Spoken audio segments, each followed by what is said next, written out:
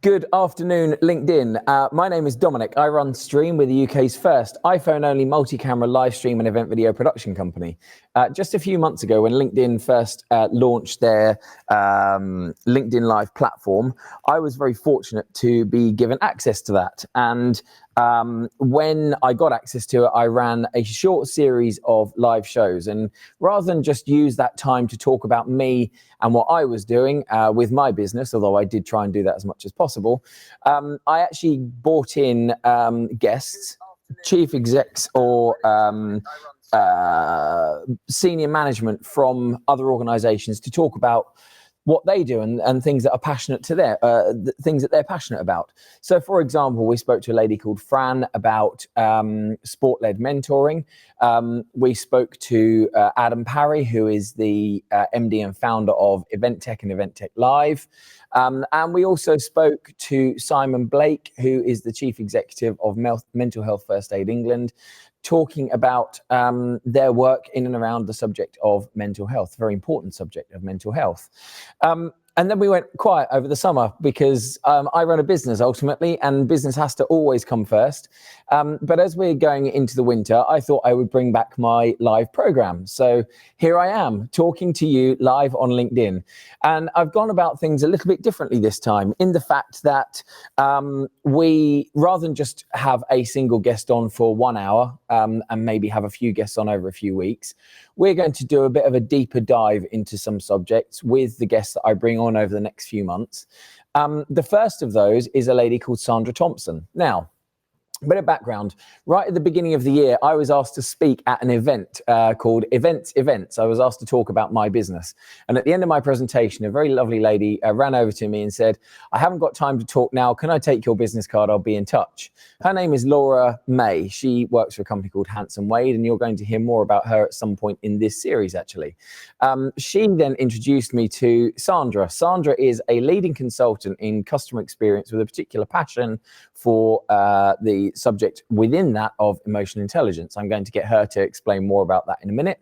And what we're going to do over the next 4 or 5 weeks is get deeper into the subject of customer experience as a topic, covering a whole multitude of things.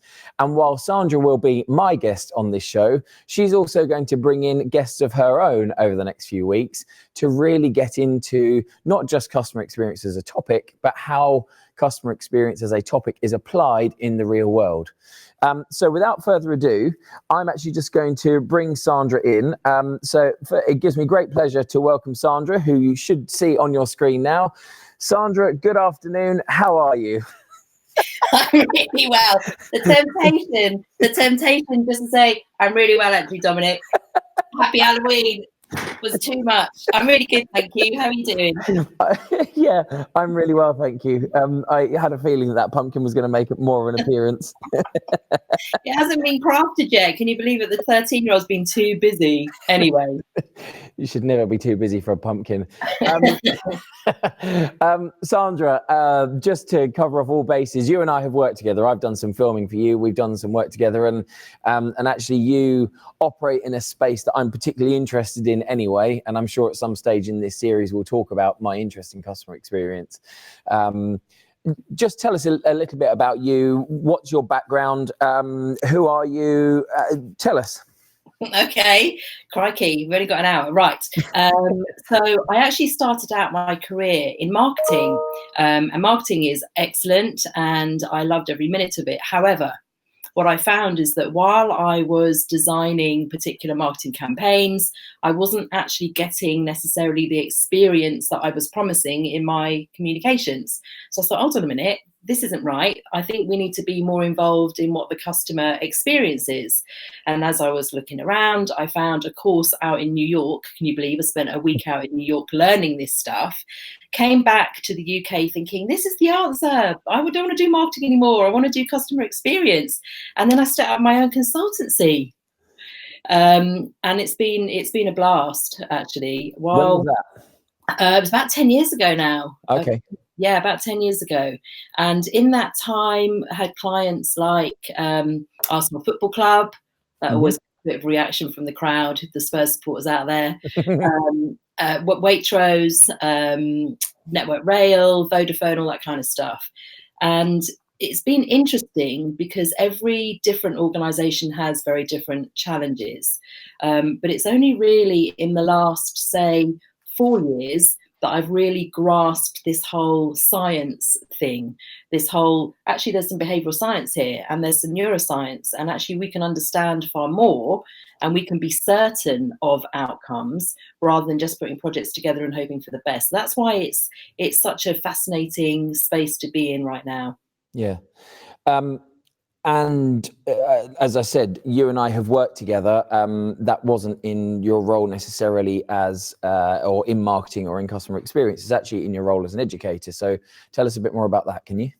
So I went to Pearson Business School and said, "Hey, I've done some work for the Open University. I really want to talk to you about your student journeys." And they said, "Oh, that's interesting, because actually we just got an email through saying we should be teaching this stuff. Do you want to Yep. teach it?" Okay. And they're like, "Do you want to write it?" Okay. And so before I knew it, I started teaching first years customer experience and professional behaviors, second years people management and leadership. And that's where I thought that there was a space for more education in customer experience, which is why I launched a project last autumn, a new customer experience course, which is kind of a bit post-grad. But there's something really interesting about being in the education space, because actually, while the students think I'm teaching them, they're really teaching me, but don't tell anyone. It's really interesting that you say it, because when I've come and we've filmed the sessions that you've run, it's actually very obvious that you get a huge amount out of that process. It's not just you standing teaching in a classroom. I've seen you stand and listen to ladies and gents talking to you for five or 6 minutes on particular subjects, and then I also know that you go away and you research the things that they're talking about. Absolutely, and I think the ability to listen out for stuff and to accept that I don't have all the answers, and I'm on a quest to challenge myself from some of the things that I thought were true, which actually aren't true. And it's a real curious place, and I'm really understanding the meaning behind what they're saying. I'm just loving what I'm doing. But amazing. Just before we get too much further into it, I just want to say we've got a few people watching already. I think we've got 9 or 10 people watching already. If you are watching, drop us a message, let us know where you're watching from. And also ask questions as Sandra's talking, or we get further into this in a while. Talk to us, ask questions, make comments. I can see the comments as they're coming in. We've got Lucy Knight watching from Salisbury in Wiltshire. Hello. My good friend Paul Matthews, who I dare say is going to make an appearance in this, is actually watching from a beach in Turkey. So thank you very much for joining us, Paul. Drop us a comment below, talk to us, tell us where you're watching from, ask questions, and hopefully you get something out of this. But also make suggestions if you want us to talk about particular things in this series, and I'm going to get Sandra to cover that in a minute. If you want us to talk about particular things in this series, or cover particular subjects that you're interested in, or you think that Sandra could have some input for you in, then please do. That's kind of why we're doing this. Let's talk about it, Sandra. So we had this idea a while ago, and we've just managed to make it happen. The first subject today is the employee is the customer, which we will come on to. But tell us, what else are we going to be doing over the course of the next few weeks? We're going to be looking at some of the recent publications in this space. So we've got Adrian coming in talking about CX Punk, which actually is his interpretation of being a little bit edgy and a little bit challenging and controversial in this space. Because I think that there are very many of us practitioners who are kind of questioning some of the metrics that have been used so far, and some of the methods, actually. I know that Matt Watkinson is particularly keen in this space. He's a guy over in the States who's written quite a number of books.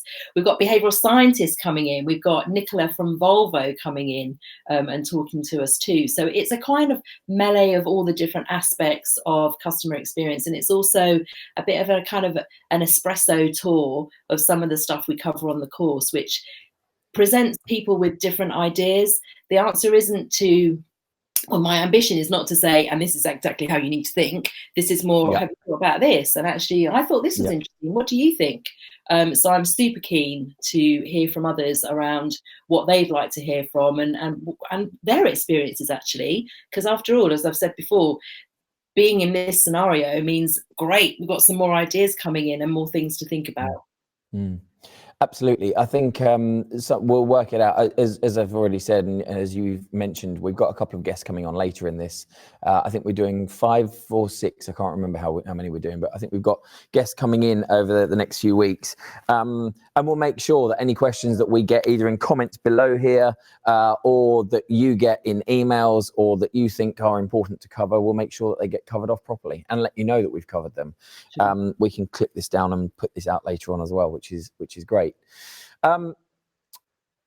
I don't claim, I'm not coming into this and running this show with you claiming to be any form of expert in this space. I'm really just here to facilitate the conversation and to get it out into the public domain, because I do have access to this brilliant LinkedIn Live platform, and it's a fantastic opportunity for us both. Kim Tompkins, thank you both. It's great to hear your stories from here in Pittsburgh, USA. Kyle, great to hear from you in Frisco. Lucy, again, see, we're already getting people watching and starting to engage, and that's kind of the whole point of this show. Let's get into the subject. First of all, there will be some people that watch this, whether now or later on, that don't know really what you mean when you talk about customer experience. So let's do that first. What do you mean when you talk about customer experience? There are so many definitions, so I'm going to tell you what I think, if that's okay. Absolutely. The customer experience, well, we're all customers, first of all. And actually, in the experiences we have with any provider, and that could be a service or with a product, we have a particular expectation of how that's going to play out, how we're going to think about it, how we're going to consider it, how we're going to buy that particular thing and then use it, and then how that relationship will be with that brand. So at its most succinct, it's the perception the customer has of what the brand does.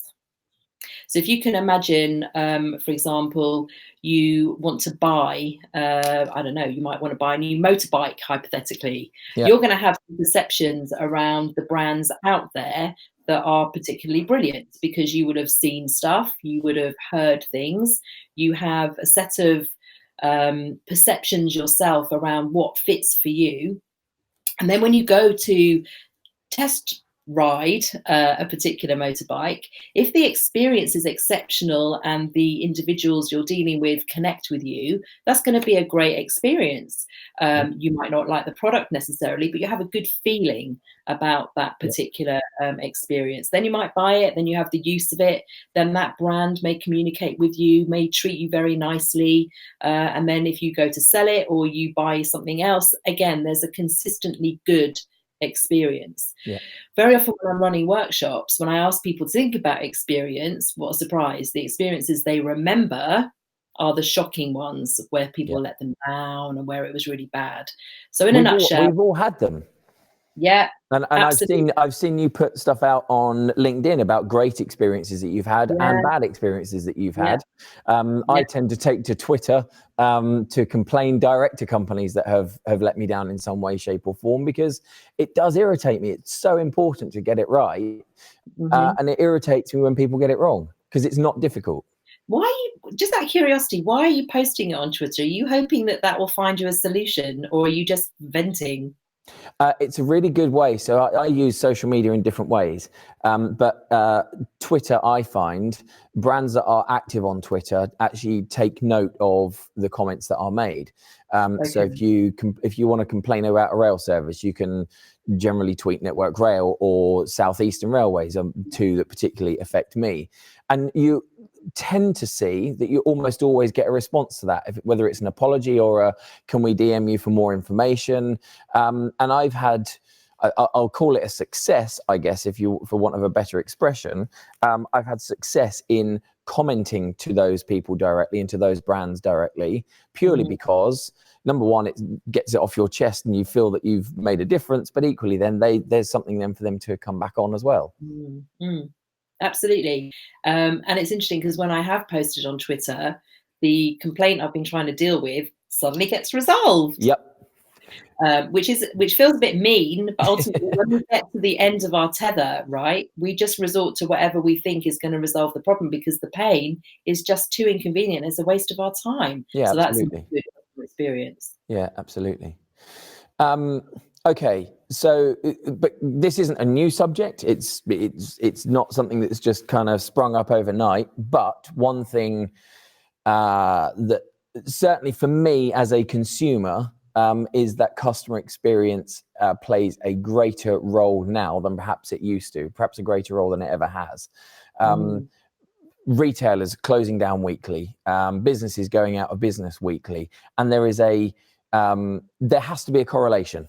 There has to be a correlation. It's not all to do with that, but there has to be a correlation. There is, and I think that some of the smaller startups, some of those organizations that have found the dissatisfaction to be so great that it's an opportunity for them, are doing exceptionally well. The challenge, however, is that when those smaller organizations scale up, how do they ensure that they keep that attention to detail? How do they keep that emotional connection going, not only with their staff, but also with their customers? But there's no doubt that things are starting to get quite particular, because people are not differentiating through things that actually matter to the customer at all. How has it changed in the last 10 years that you've been working in this space? I think that there's been people are understanding that they can do more with the data that they have available. And I think that there's been more interpretation of that data. I think data's always been, well, not always been around, but there's been a multitude of data available. It's people's ability to make sense of it and actually make things happen. And I actually think, because customer experience, I think, a lot of CEOs, lots of MDs have been to conferences where it's been talked about.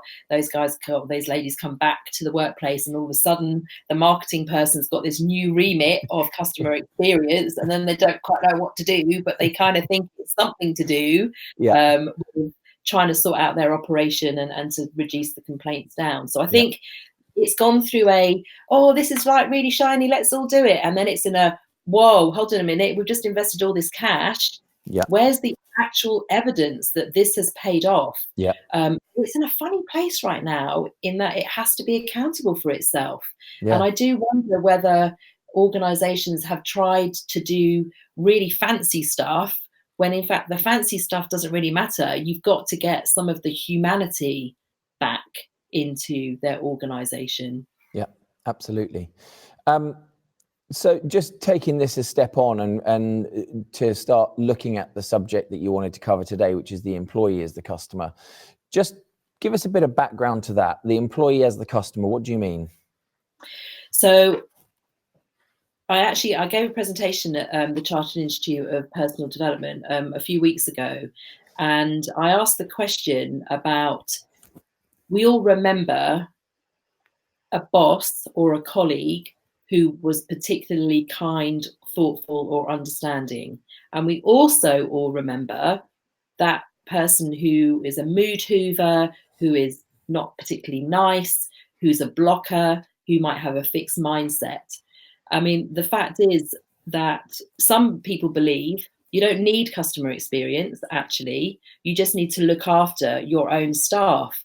And while, as a customer experience consultant, I'd obviously be shooting myself in the foot, there's something around engaged people that makes the experience absolutely phenomenal. I mean, it's taken as read that the processes we follow are super convenient and super fast. Amazon has set the way with that. If I've got to wait any longer for something to be delivered than a day, I'm pretty annoyed about it. Okay.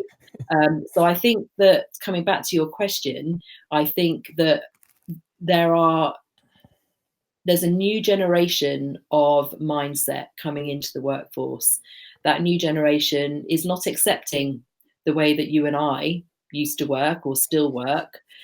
They're wanting a balance between their home and there's a blurred line, but they're wanting more of a balance. They don't want the organization to take every blood, sweat and tears.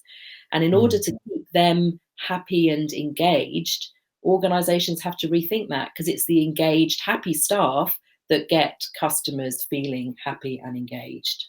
Yeah. I've seen, just in the year and a bit that I've been running my business, obviously I have the opportunity to go and visit many clients across the country, but I do a lot of work in and around London with a couple of my corporate clients. There is a marked shift in how employers are approaching employees now, not just in the way that they're being treated, but also in the environment in which they're being asked to work. Yeah. The expansion and the growth of places, of co-working spaces, for example, like WeWork, they're incredible, beautiful spaces to work, which just make you feel better about perhaps being there. You will have seen those on your travels. We visited a couple of places together, and you can see it. It's a very different world. So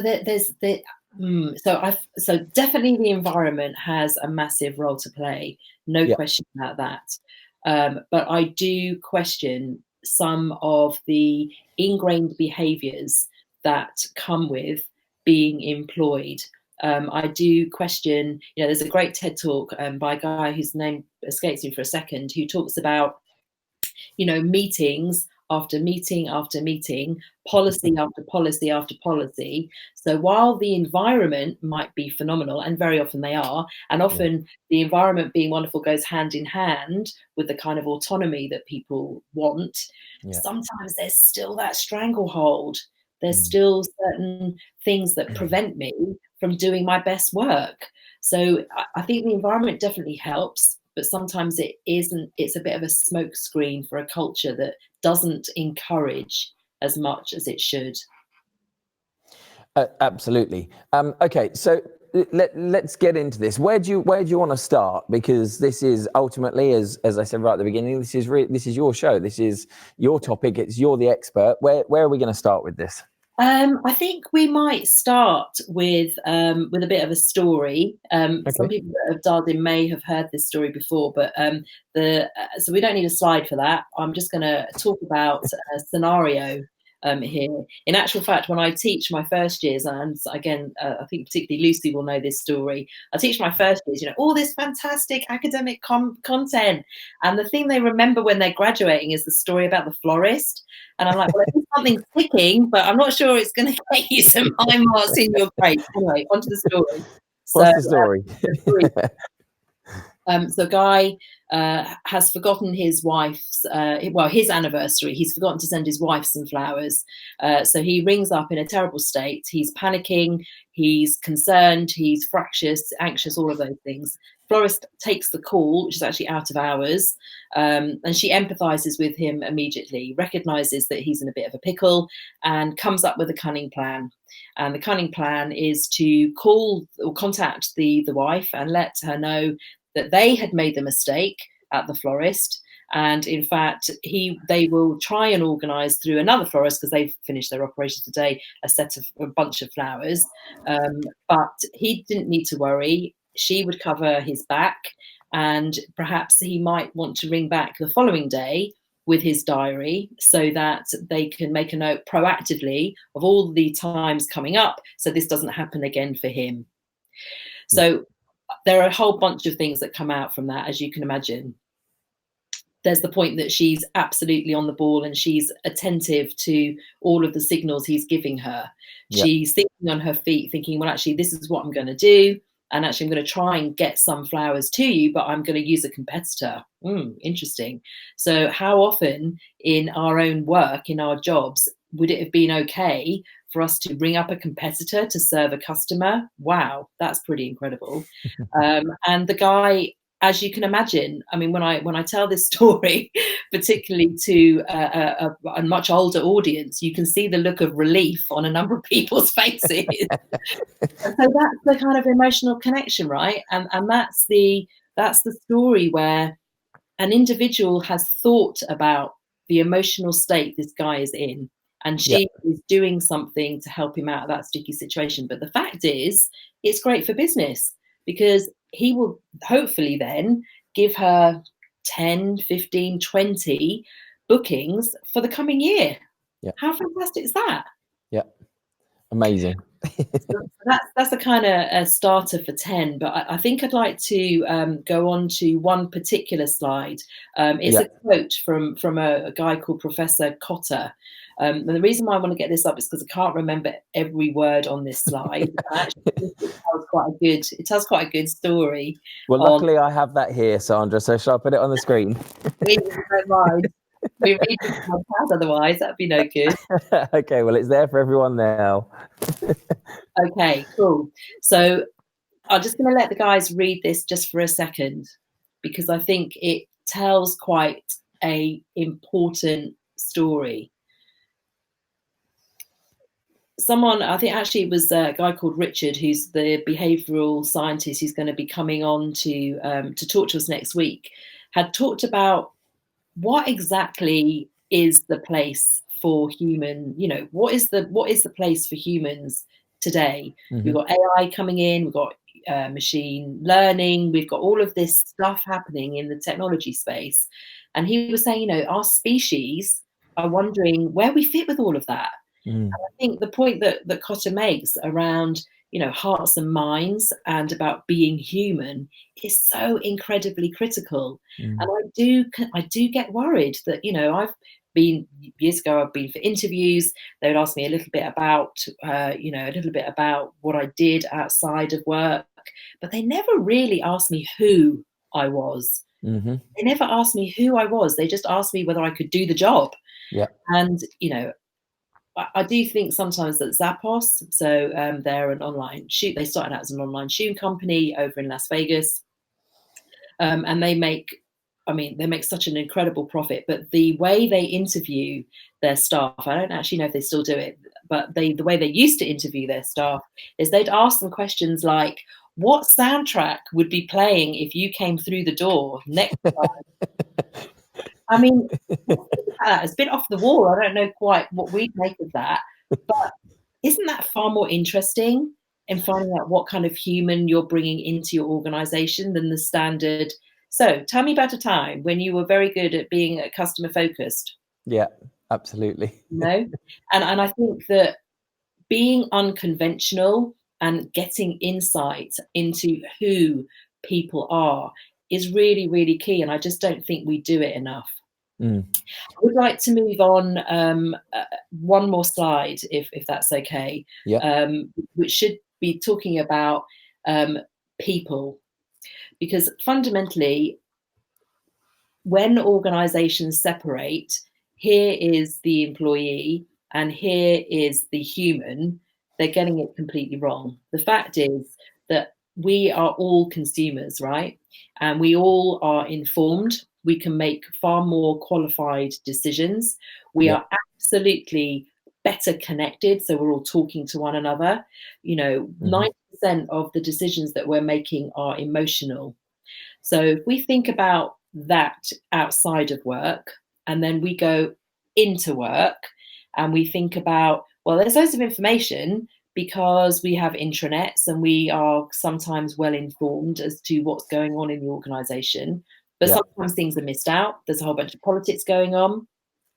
If we thought about the connections that we can make across the organization, that's why customer experience is so interesting, because people who work in customer experience roles are often the individuals who knit all of those various silos together, because they need to see the end-to-end journey that customers take. And if you think about the customer doesn't care which department is dealing with them. They just want their stuff done. As an employee, you don't really care who's got what agenda. You just want to get your tasks done. So I think that this delineation between, yes, you're an employee and yes, you're a human, it's rubbish. So the environments that we work within are quite artificial. And yet, when we think about the effort we put into acquiring our customers and retaining them, why can't we just apply that? Why can't we just apply that to the employees that we work with? I just don't get it. It's quite strange. Interestingly, a few minutes ago, Lucy commented, understanding motivation is critical too, both on an employee and an organization level. That's absolutely true. And I think that's where it gets really interesting with the type of segmentation exercises that marketing departments often, not always, but research teams, insights teams, and marketing teams do. You know, they get into qualitative and quantitative research. Yeah. Certainly, when I was at the National Trust, a phenomenal piece of work to really understand visitors and members.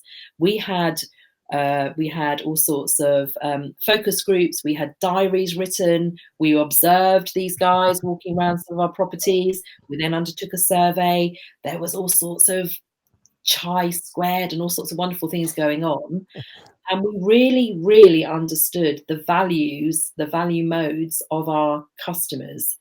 And I think to myself, you know, so many organizations invest in personality profiling systems. So I can tell you that in Myers-Briggs I'm this, and in Insights Discovery I'm that. But how are you using it? How are you using that tool to create the conversation, to get the understanding? And I'm fascinated. You know, not long ago I spoke to a group of lawyers, and almost all of them put their hand up to say that they had undertaken a personality profile. The second question, which is, I think the second question was something like, how many of you have looked at it and used it in the last 4 months, 5 months? Silence. So this, I can imagine, actually, I can imagine the answer to that, because I think I've gone through the Insights program with 3 separate employers. And it's great for understanding more about you and more about your colleagues, but actually the application of that beyond that training room, I don't think I've ever seen that applied beyond that training room. But I don't understand why that is. That's the interesting thing. And I'd be really interested to know of the people watching this right now, why do they think that is? Why do they think that, you know, the investment that organizations make in these types of profiling systems, and yet they're not used? Let's put it out. Let's ask people. I don't know if we've got anyone watching that might be able to, that's in a position that could answer that question, or anyone that's watching that feels like they could add a comment to that. But if not, perhaps we should try and put that out to people after this show, particularly people in senior levels of HR, is to understand why, first of all, they think it's appropriate to put people through that kind of profiling, and then secondly, why they then don't use that to apply that to the environment which they create for the employees to work. Why is it not used?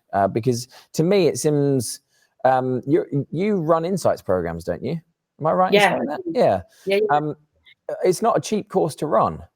And it just seems to be a bit of a waste. Beyond helping employees understand more about each other, it seems to me a little bit of a waste of money and a wasted opportunity. Yeah, I totally agree. I mean, there are smaller businesses where, you know, the investment is quite substantial for them. And most certainly where I've gone into those smaller businesses, normally the senior person in that organization has seen the transformation that has come from using that particular tool. And so they're massive advocates, and they're constantly using the language. And it means it changes the dynamic completely, because all of a sudden people understand one another far better than, I do this job. It's actually, this is who I am. This is the best way to communicate with me. If you really want to wind me up, do this. You know, that's the kind of stuff that goes on. One thing I think might be useful for guys to see is if we go to the side which is meet your new customers. Yeah. Okay, so let me get that on the screen for you now, which is this one here. Okay, it's on the screen for people. Smashing. So let's one question put you next to it. So let's put you next to it so that people get to see you as well while you're talking to it. Nice one. So what I think is particularly interesting is it's actually an extract from some work that Don Peppers did. And if we just look at Exhibit 1 for a second, and we think about, you know, today's employee and then the customer employee, and we think about the slight nuances in some of the languages that's actually used there, I think, you know, if we presented this to an HR group, an HR panel, I'd be fascinated to know what their response would be to this and how they might see a benefit to it. I mean, even things like, you know, recognized as an individual. Again, coming back to some of the profiling systems that are used, there's still quite a lot of generalization in there. So actually getting deeper into it means that you can just feel more valued. The interesting thing, then there was a Gallup survey, it was actually last year, and it talked about the fact that 53% of people are actually just about satisfied but not engaged at work. 53%. And when we think about customer experience and we think about just generally getting on with work and having a decent time with the majority of your time during the day, what on earth is going on? Yeah, absolutely. You know, and I think if we think about the amount of effort we put into customers, because we can see the money coming in if we're good to them or not. Yeah. Why don't we measure employee engagement that way? Rather than just saying we're satisfied, whatever else, I think we should be probably asking other kinds of questions. Absolutely. I'm going to break there. I'm going to give you the opportunity to carry on talking, actually, because I've just realized that ridiculously, I haven't plugged my Mac in. So as informal as this is, I need to run off camera and plug my Mac in briefly. So with that slide on the screen, I'm going to leave you just for 10 seconds while I plug this in. That's right. So there are a whole bunch of reasons why, and I think all of us know the reasons why having engaged staff is so important. There are studies that prove that when employees are engaged, there is something like 21% higher profitability. There's also stats that say there are better health outcomes for people who feel engaged. There's also the whole point around better retention. And in safety critical businesses as well, there are fewer accidents. But I think there's something in here around emotional intelligence. I want to bring that in, because I think when people bring about a bunch of quite expensive initiatives to try and engage their staff, because they can be quite expensive, they're not long term. And so one of the things I think could help organizations quite considerably, and I make this recommendation for organizations working with customers, is I wonder how emotionally intelligent people are and whether or not they could invest in this skill in order to understand one another's emotions better, to feel heard, to feel understood, and actually to enable people to empathize with one another, recognize one another far better. We know that recognition counts for so much. A simple thank you card goes a mile. It's interesting. Sorry, I'm back. It's interesting that you talk about the recognition, and I'll switch out of this exact context just for a minute. But my daughter's school, I went to the same school as her, but many years earlier. My daughter's school is fantastic at finding different ways to recognize pupils, and one of the ways that I like most is when they surprise the children. And what they do is they send a postcard home from the English teacher, from the geography teacher, to the parents to say, hey, just to let you know, Isabel did fantastic work, or there was a fantastic piece of homework, or she gave a really valid contribution towards the class today. Isabel has no idea that recognition's coming until that postcard lands at home and her mum or I see it, and then we're able to say to her later in the day when she gets home from school, hey, you've had a postcard home for geography or English. And it's such a lovely thing to do, such a lovely way to recognize hard work. And, you know, it's a slightly different context, but it's doing exactly the same thing as you were just talking about. Yeah, absolutely. And interestingly, Jensen, my partner's youngest, got a card through about science. Yeah. And at first he was a bit like, oh, it's a bit embarrassing. And then with the reaction that we gave him, it was like the best thing. And it's up on the fridge. And and I think we could probably learn quite a lot from some of these, you know, out of sector, out of industry examples of just pure encouragement and pure kindness. It's the simplest thing. That one example is the simplest thing to do. It probably takes someone 15-20 seconds to execute it, and it has such a positive impact on children and therefore employees in this context when they come in the next day, because they come in with a spring in their step, perhaps with a little bit more confidence, especially if it was a task or a subject that they hadn't thought they were particularly strong on. I think it has such a positive benefit. Just going to jump back because I think this is referring to the insights discovery. Kim Tompkins, who I'm assuming you know, Sandra, from Goldman EI Coaching. I wonder if it's a tick box exercise, just like lots of training. Tick, it's done, without applying the learning or getting any value out of the testing or the training itself. I do think a lot of that goes on. I think that sometimes leadership teams say, oh, we got a problem here, let's fix it. And someone comes and says, yeah, we can do this thing. And so then they're able to say, yeah, we did that thing. Yep. Because people potentially are measuring the wrong thing, or in fact, they may be asking the wrong questions in their employee engagement surveys. Yep. They're never going to get to the truth.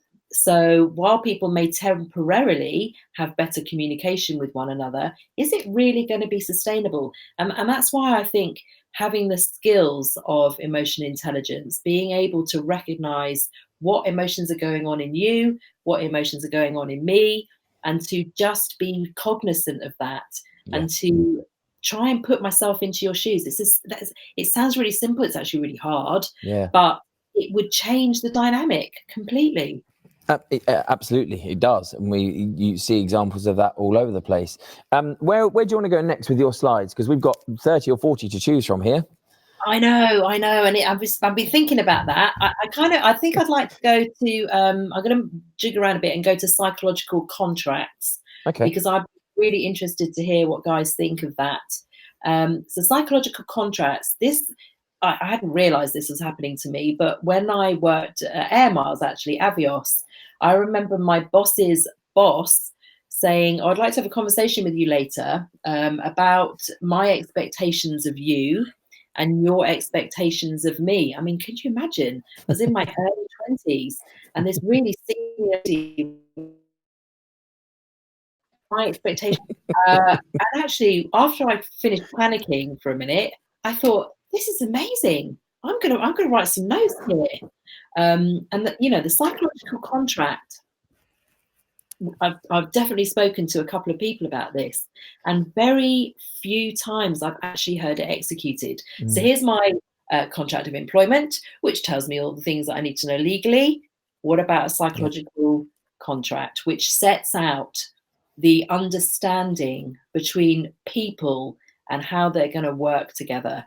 I mean, there is we'll share part of this deck later, but there's a really phenomenal study that says when psychological contracts happen, there is an understanding of how someone wants to work with someone. I mean, whenever you go into a relationship, you're figuring out, aren't you, what they like, what they don't like, what gets you shouted at, what gets you flowers.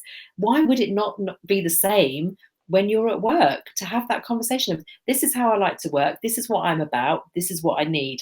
Because then you know that how to behave. Actually, that's the bottom line. You know how to behave. Absolutely. And set that bond. And actually, it's stronger than a written contract because it goes here. It doesn't just go to more of your psyche. It's really interesting. I've worked for some. Let me just bring us both back up onto the screen here.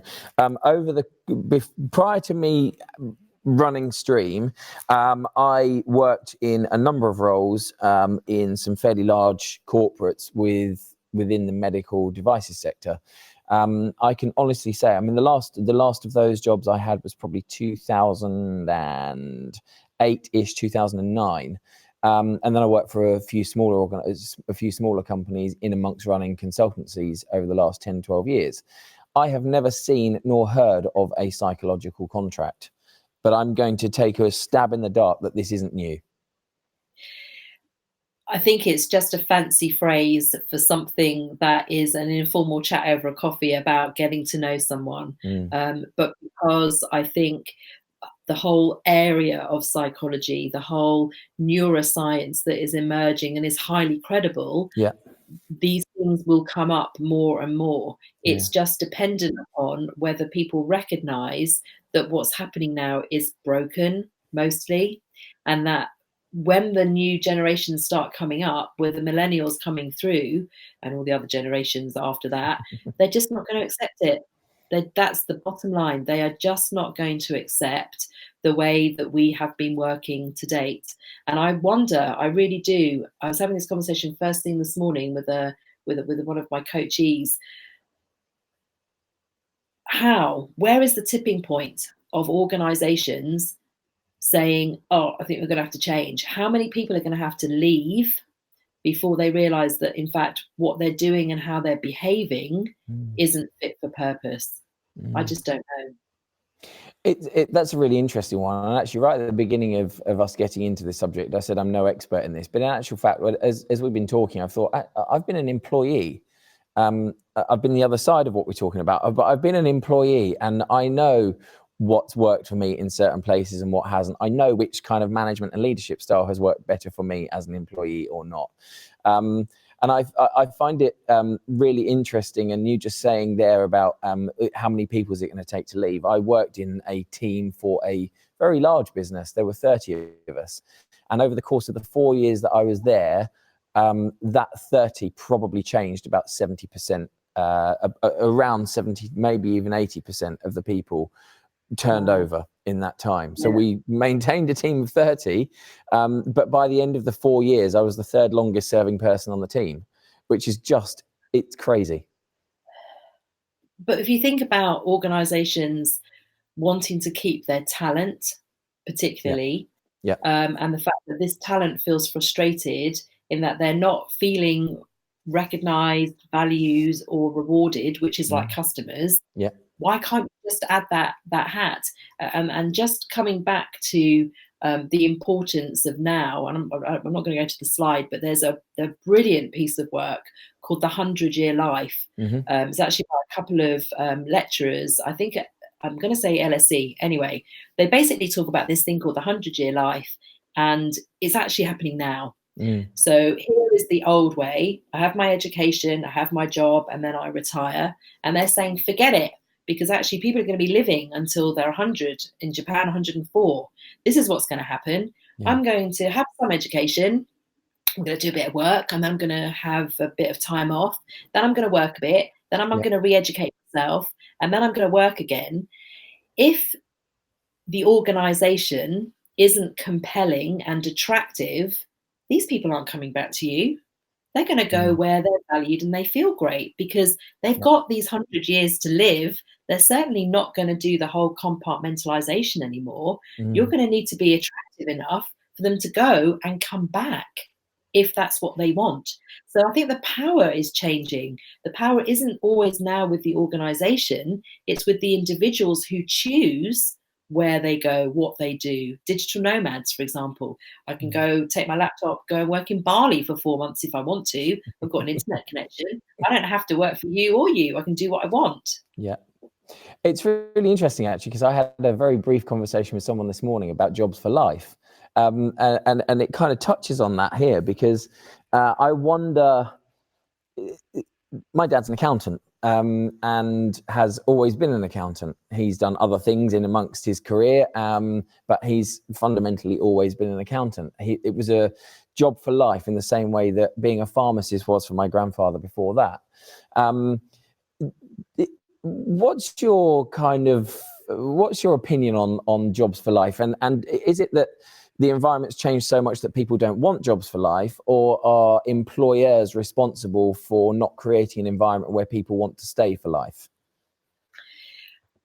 It's a great question. And I think that I'm going to answer it in two ways.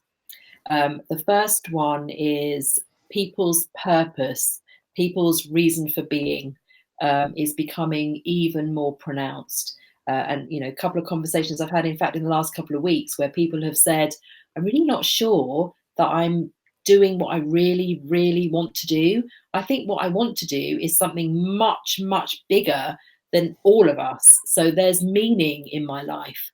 Because we're exposed to so much news and opportunity, and we know so much more, and we can create things so much more easily, I think there's a slight kind of unrest if you go somewhere for X number of hours a day and you're a bit bored or you're a bit frustrated and things aren't quite fulfilling you. So I think there's a growing lack of acceptance of the types of structures we don't have to deal with outside of our work. I hope that makes sense. Yeah. It's like, here's the freedom of my whole life, and then I go to work. Yeah. And I think people are rejecting that more because they see that I feel great when I'm living out my purpose. I mean, I'm so blessed to do things I totally love, but I know people who absolutely hate their job. Yeah. And I just think, why are you even doing that? Because you've got choice now. So I think there's that growing dissatisfaction for sure. Absolutely. I'm just going to answer that, which is there is a level of security wrapped up in sticking in that job, which is ultimately why people stay in them. I could think back to the last job that I had. I knew within probably 6 weeks of starting there that it absolutely wasn't going to be the place that I wanted to stay, and yet I was still there just under 2 years later, because it was a little bit more secure. It was a little bit more guaranteed, certainly in the first year or so anyway, than taking the step that I then made in September last year to go out by myself. Okay. And I do understand that. I mean, I don't have a whole bunch of kids, and I've got an old car that's running, etc. So I don't have the concern of I don't have the concerns that many other people do. But I think that the ability to have a portfolio career, I'm doing a bit of this and I'm doing a bit of that, will only increase. And I think there's another point in here which actually is to do with this book. So when we send stuff out, I'll make sure I put the link to this particular publication, because it basically says. Sorry, just put that up on the screen again for me, Sandra, because a little bit close to your camera. We've got a bit of a reflection coming off it. That's all. So if you Alive at Work by Daniel M. Cable. Okay. Yeah, that's him. And what he's basically saying is biologically, we are driven to learn and grow. Yeah. So the monotony or the frustration because we can't get stuff done, we're just going to shut down, and then we'll either go and do something else, or we will. I don't know what we'll do. Quite frankly, I just don't think people are going to settle for it anymore. I've got students that they're 18 years old and they start their first business in the first 6 months of learning. Yeah. Yeah. I mean, if you look at exactly what I'm doing now, I run a video production company. I've got a video production company that's 13 months old. And here I am on LinkedIn Live talking about customer experience and employees in the customer experience. But I love doing this sort of thing because I learn and therefore I grow as a result of these conversations and these shows. Yeah. And the same has happened with every one of the guests that I had on when I first started this back in May. Got so much personally from holding those shows. Most of them weren't topics that I particularly knew a lot about, but I'm intelligent enough and interested enough to get involved in the conversation and perhaps ask one or two half decent questions that leads the conversation the right way. And then, and I take something from this personally. Right. That's good. I mean, yeah. I think coming back to the title of this presentation, if you think about the variety of things that you can do every day, things that come up to you unexpectedly, a bit of the pressure, a bit of the exhilaration, bit of the excitement, bit of the challenge, that's your world. And from what I know of you, you love what you do. When customers absolutely there it is. So when customers are loving the experience that they're having with their brand, they buy more of it. They tell lots of people about it. You go onto Glassdoor and you can tell those employees who are having a great time and they're loving it and they want more of it, and those that really don't. Yeah, absolutely. I had the opportunity to flick through quite a few of the slides that you sent over, and there's so many that I could pick out that we should talk through. We could probably spend 3 or 4 hours on this one subject. But there was one that stood out, which was knowing your customers. Imagine what you could do if you're able to cluster characteristics. And I wanted to get into that a little bit because there is an awful lot to talk about. Oh, let's start. Okay, so I'll put the slide on the screen while you have a think. So I think the bottom line for that is, when was the last time we really thought of our colleagues as just being human and not just undertaking a task.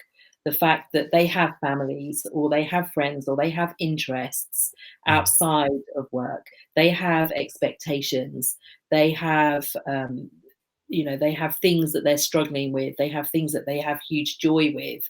How often have we considered all of those characteristics? And there's a great article in Forbes which talks about, and some organizations do this, to be fair. I've been in an organization that did this sort of stuff. When was the last time you actually just spent even a couple of hours sitting alongside someone, watching what they do, asking them some questions about what they get up to? How amazing would that be? Not only have you learned, but they've been interested in the fact that you're taking an interest in them. Yeah. When was the last time you all played sport, or even just went out for lunch together, just to see the person? So I think it's the human. It's remembering, in fact, that we are all emotional creatures, and we all respond very differently to one another. And we have our challenges and we have our triumphs. And I worry that often emotion is not considered in the workplace. I mean, some of the work that Brené Brown does in this space is phenomenal. And again, I'll put something up on that so people can read a bit more about her work. But being vulnerable, being able to be your true self in work and not this persona, that's the characteristics that I'm talking about. Oh, it was amazing. There's been so much about this recently. I'm guessing with the growth in the interest on the subject of mental health at work, particularly, there's been so much around bringing your whole self to work, not just bringing the bit that you showed in the interview. There's been some articles which I will try and dig out and comment into and put links to in the bottom of in the comments of this video, because I think it's massively important. Again, being able to be comfortable at work in yourself is as important as being comfortable in the environment and the job that you're doing. And let's face it, our customers don't give us a different personality when they rock up to buy stuff. What you get is what you get, and depending on how you appreciate them and how you are emotionally intelligent with them will determine whether or not they value you. So why would it be different, the employee to the customer, as the organization to the employee? I think there might be a paper in this. I might have to write another paper. That's not the first time I've heard you say that. Oh my God, my grey hair. Oh my gosh. I just want to touch. Sorry, go ahead.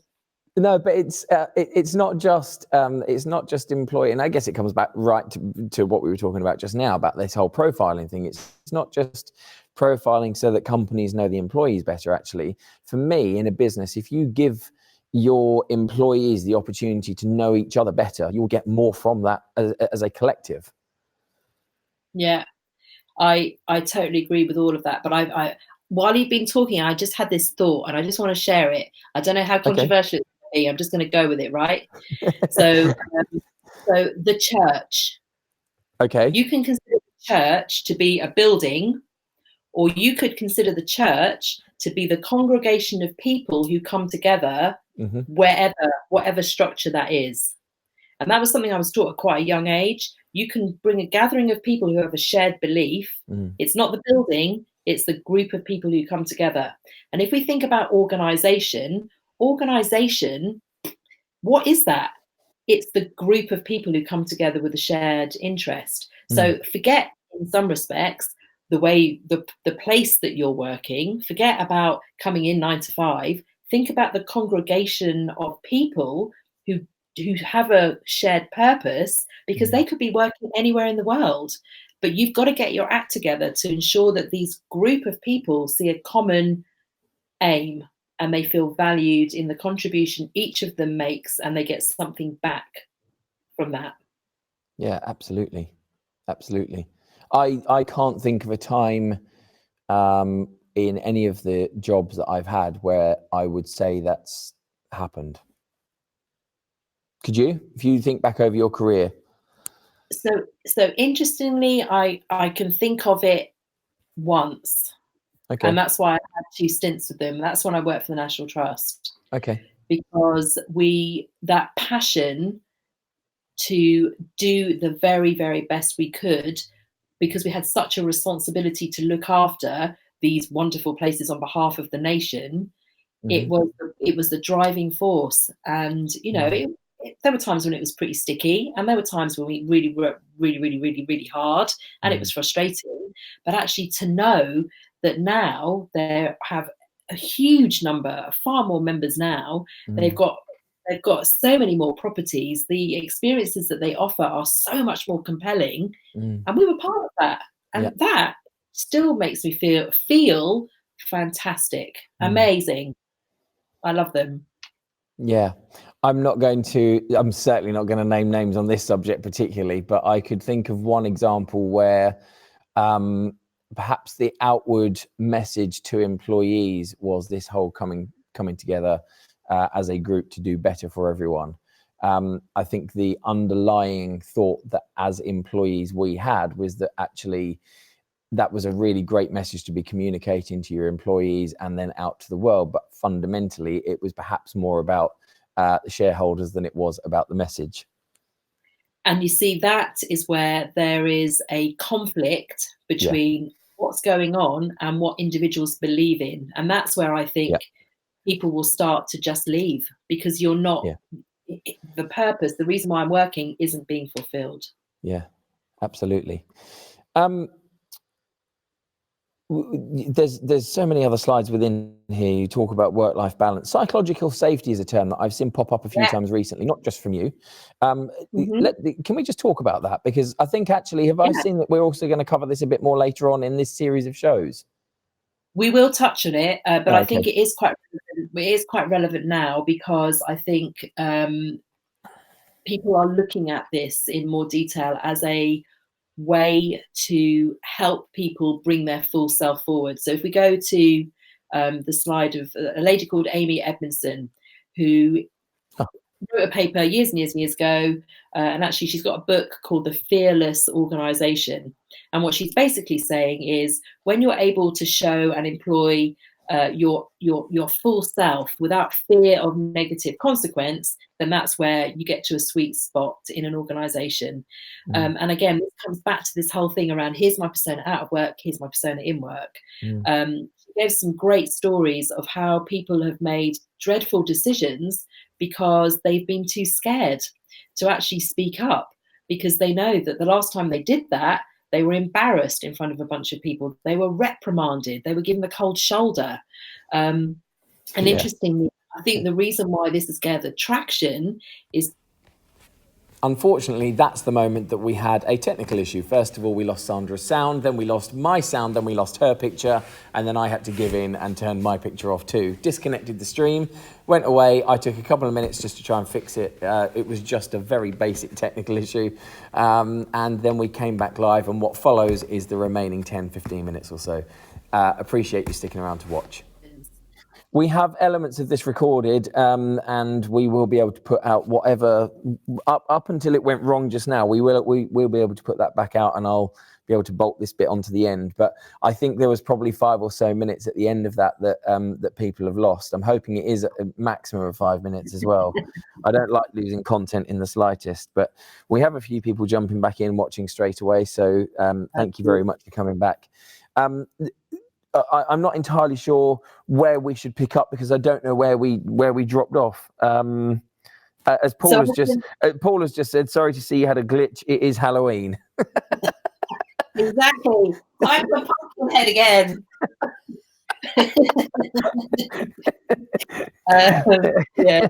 We're just going to blame Halloween entirely. Wasn't making me feel very psychologically safe, actually, Dominic. Thank you very much. I apologise. Part of the conversation we were having was around the actual practical application of some of the things that we've been talking about. Yes. Because there's loads of examples. We've all been employed. We've all had great times. We've had bad times. But how do we actually encourage others to start thinking about the employee as the customer? Yep. So certainly some stuff that we'll send out to those guys that are interested, are some of the slide presentation, which will have within it some links to great articles. But one of the things that you definitely might want to consider is this particular publication. Don't know if you Now, can see that. I've actually, you've got this on a slide, so I'll put the slide on the screen because Yeah. it's a little bit Okay. clearer That would be than great. just your book. Okay. Do you want to talk to us about this? Yeah, sure. So psychological safety, we've talked about, it's a theory on how people feel like they can bring their full self forward. The brilliant thing about this book by Dan and Leonie is that there's a model you can use by simply getting people to answer a bunch of questions, means that out comes the things that are most important to them. Now, there's obviously a school of thought that says, well, you can't actually get someone to answer this question because it's really tricky, but it's a great start because it means the conversation starts around, well, actually, when you do these things, I'm not feeling that comfortable. It brings me some anxiety, or it makes me really cross. But when you do these things, actually, that's great. When I did this particular this questionnaire, the thing that came out for me was fairness. So actually, I feel quite unsettled if something is not equal and not fair. And I really wish that I'd had that insight in some of the other organizations I work for, because I couldn't work out why I couldn't be myself. And that was the reason why. Yeah. So again, it's not the only place to look at, but it's certainly somewhere to start trying out, to have that conversation with people, to say, what's going to make you bring your full self into work, make you feel comfortable. And the book talks about the key to happy, what does it say? The key to happy, high-performing people and teams, using what it describes as a safety model. Is that correct? Yeah, that's absolutely right. So this safety model, it's an acronym. There are a bunch of other insight behind all of that. So the F in safety is fairness, for example. S is security, and E is esteem. But the point here is that when you understand what other people's are, you can start to modify your behavior, and you can start to consider what really matters to them. And that's really where, we come to work to do our best work, but if we're prevented from doing that, what is it that's happening there? Why do we feel like we're going to potentially be reprimanded? So I think that's just one element that people could think about, for sure. Yeah, absolutely. And actually, even being able to think about that, and knowing that actually a lot of people are a lot more aware of colleagues and situations than they perhaps used to be, is just a societal change, isn't it? Yeah, I think that people are expecting to express themselves differently. I mean, if we think about, I'm taking the clock right back before even computers, we are now at an age where on Instagram I can celebrate, I can commiserate. On LinkedIn, I share some stories. I published an article about the slip discs that I had and how I felt about all of that. There's no way I would have done that X number of years ago. So I think that the expectation of being understood, and I think the realization that people want to understand is fundamental to this whole idea of employees being customers. We've got to treat them with the same amount of curiosity as we do with our own customers. People are fallible. That's it. That's exactly right. And I think unless you are interested in investing your time to understand who you work with, it's not going to work, both for the individual themselves and for the team that they work with. It's going to be a really shallow, hollow existence, and people just are not going to settle for it. They're just not. Yeah, absolutely. Who wrote The 100-Year Life, which is a book I haven't read, but I've heard so much about? Two professors, and their names have gone out of my head, which isn't very helpful, is it? So I'm I was relying on you for that one. Sorry, I'm going to just check it now because I feel quite embarrassed that I don't know. Linda Grattan and Andrew Scott. Okay. It's like I said, I haven't read that book. I've heard so many people talk about that book, but I've not read it myself. I feel like I probably should, perhaps in advance of us doing this show next week. But I think, you know, it might not be relevant for you and I, but it is absolutely relevant for your kids. Yeah. Because when they potentially don't want to go to university yet, and they want to go and do these other things and start their own businesses, and but anything is possible. And that is the growth mindset. You know, having the conversation with a 13-year-old about, well, he's not too sure if he wants to go to uni, but actually he might just want to start a business next week. Can he have 200 quid to start a new business? My partner's just like, what? And I'm thinking, yeah, good, entrepreneurial. You're never too young to start a business. Absolutely. So, you know, back on. Paul's left a comment. I'm just trying to see it. Apologies if I missed this or if it's been covered. But for me, employers need to remember that great customer service starts with great employee service. If we don't treat our staff brilliantly, why do we expect them to treat their customers brilliantly? It is so incredibly true. And I think that's where you notice when people feel engaged, when you have an interaction with a brand and that individual feels great about the job that they're doing, that energy, it's contagious. And in the same way, if you have people who are disengaged, hacked off, or just can't be bothered, that's contagious too, because you think, all right, what the hell is this all about? Why are you behaving that way? And then you end up feeling grumpy, which is what you want to avoid. I guess that links nicely to one of the slides that's in your deck, which is the Branson quote. I'm just frantically flicking through. What's the Branson quote? There it is. Clients do not come first. Employees come first. If you take care of your employees, they take care of the clients. That's so true. And I think, to be fair to him, he lives by that. I mean, when I worked in the airlines and I had a chance to work with some people who worked with the Virgin brand, that is absolutely how it was. You know, he'd have a party at his house once a year. We even got invited to that. I mean, it was a hoot. But it, you know, he does the thing that Cynic talks about, and Cynic talks about this circle of safety. Yes. And he talks about how a leader will look out for you, and the people who are meant to have your back. They encourage and they nurture you and they allow you to grow. Those organizations where it's a fixed mindset, where people are putting barriers in your way because that's the way we've always done it, it takes the life out of you. And it means that when customers are interacting with individuals like that, why would I care about whether or not you're satisfied with my service? I don't care. You're just another number, love. There's a whole load of teachings from Simon Sinek's work, which I'm a huge admirer of his. I've seen there's a quote in your slide deck, but the whole foundation of start with why is so important for me, for so many aspects of business. Start with why. And if you take that right route, it does tend to answer an awful lot of the things that come later. That whole thing around the why for you and the why for the business, and people wanting to know the story as to why you're in business. What is your purpose? What is the greater good? That's really coming to a fore. And in fact, I was on a weekend course not long ago around your reason for being. I mean, it sounds profound, but quite frankly, people are searching this out because they want to know. They can see all these people having these lives and they're thinking, well, actually, what about mine? Am I doing what I really like doing?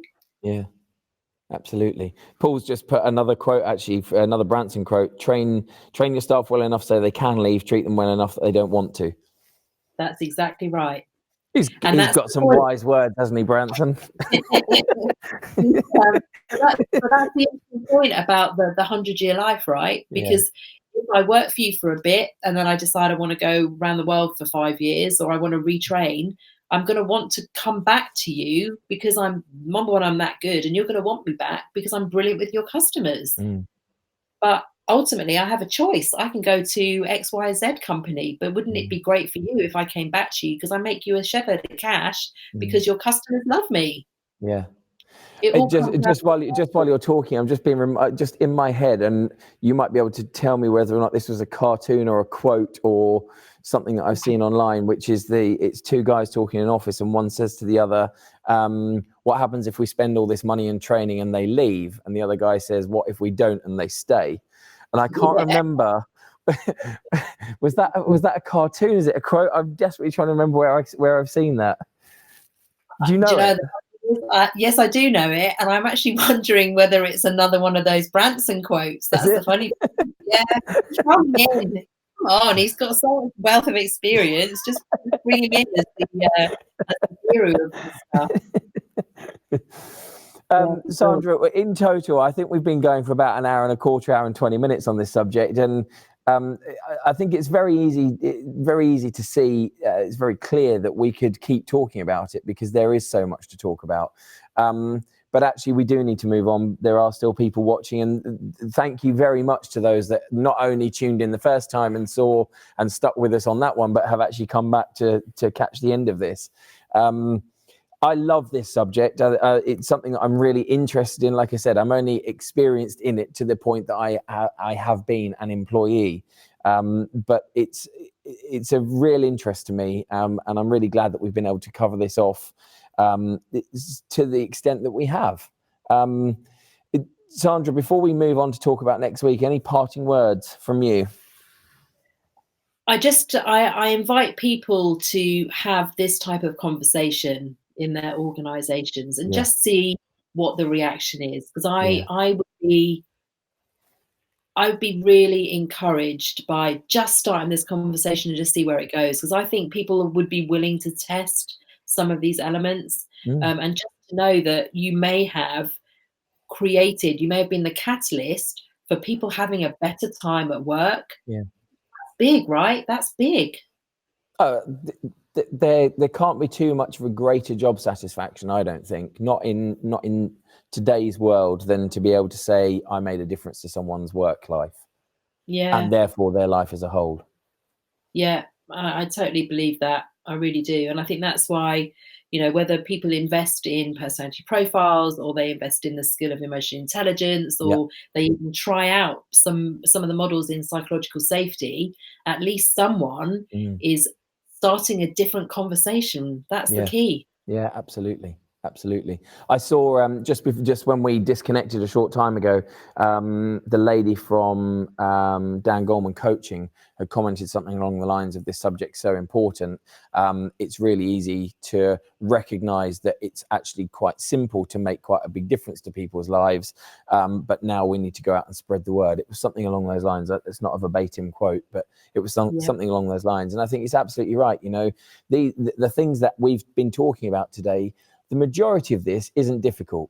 There are some elements of it that need cultural change. There are some elements of it that are going to take longer to implement than others. But there are fundamentals, the basics, that are so easy to implement. And I don't care how big the organization is, they are very easy to implement. But they'll only have an impact if they're implemented properly, and they're implemented with feeling, I guess. And done for the right reasons, not focused perhaps in this instance on the shareholders, because ultimately, if you get this right, and you think about that Branson quote, if you get this right and you treat your staff right, all of those issues that are being raised by shareholders around profitability and the amount that you sold, they will fix themselves, because the people that you've employed to do the job actually want to be there. And I think that's the most phenomenal thing about this subject. Anyone who works within a team could start doing this stuff, and the enthusiasm and energy and positivity of that team means that you become the beacon. You don't need wholesale change. You don't actually even need your directors to give you the approval for this stuff.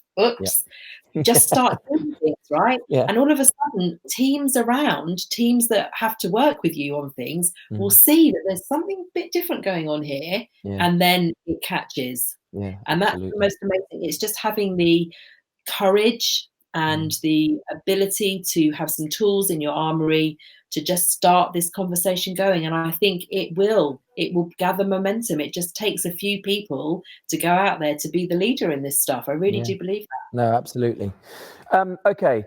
we're going to wrap up here. Sandra, let's talk about next week, because we are back next week, 12 o'clock on Thursday, the 7th of November. It's 12 o'clock back here on LinkedIn Live. I will be live. Sandra will share the link. But we have, and let's really hope that this doesn't cause any further problems, we're going to have another guest. Who have we got? Richard Chataway from a Nudge unit. He is a behavioral scientist. I am more excited than I can even tell you. He's got a book coming out in February. He's going to talk about some of the highlights of that publication.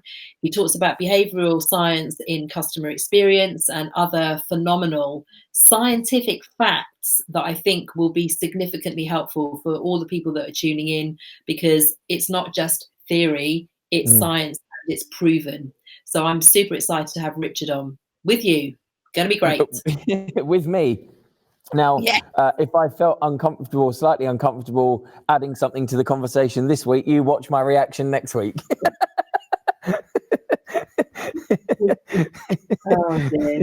We've got a bit of work to do. I'm going to have to do a bit of reading up, and I might even come to you for a few tips on this one, Sandra, in terms of how we approach this whole conversation. But it's going to be really interesting. We're going to be doing, this is show number 1. This is part 2 of show number 1 for those that have been watching from the beginning. We're going to be doing 6 of these. Very briefly, Sandra, who else have we got coming up? We got Richard next week. What else have you got going on? We got Richard next week. We have Adrian from the phenomenal CX Punk fame, How to Wow. So he is an author in this space. He's a phenomenal speaker. He's slightly controversial and a little bit edgy. So I learn such a great deal from him, and certainly when he comes and presents on the Applied Customer Experience course that I run, he has so many questions, so that's going to be exciting. Good. We've got Nicola Langley coming in from Volvo. She's going to be talking about the work that they're doing. Watch that brand. I mean, it's doing a phenomenal job. And we well, I'm hoping we can talk about that. Absolutely. I'm waiting for confirmation on the National Trust and John Lewis coming forward. But we have a whole range of other surprises, but more will be revealed next week. And we know that they were watching, and I'm going to mention it because you probably won't want to, Sandra. If we can get Dan Goldman from Dan Goldman Coaching, that would be amazing. I think you said that he's gone out on retreat at the moment, but one of his colleagues was definitely watching earlier, and we should try and make sure that they see this part. Dan, directly to camera. I know how much Sandra admires and respects the work that you do, and I would personally very much like it if you could come on this show. Even just for 15 minutes, Dr. Goldman, only just 15 minutes will be fine. I don't mind. 10, 15 minutes, it doesn't matter. Just come and have your say on here and come chat to us, because it's a lot of fun. Sandra, thank you so much for doing this. I'm really looking forward to the next few weeks now. We've got this one, technical issues aside. It's been fascinating. It's been insightful. And I hope for the people at home watching that you've been able to take something from it. Leave a comment, ask a question, get in touch with me or with Sandra after this show. And we will be back on Thursday next week. That's Thursday, the 7th of July, with Richard Chataway, who's the Vice President of BV Nudge, behavioral scientist with a book out in February. We're going to be getting into this in a whole load more detail. We look forward to seeing you next week. Sandra, thank you very much. Thank you so much. Happy Halloween. Happy Halloween. I'll see you very soon.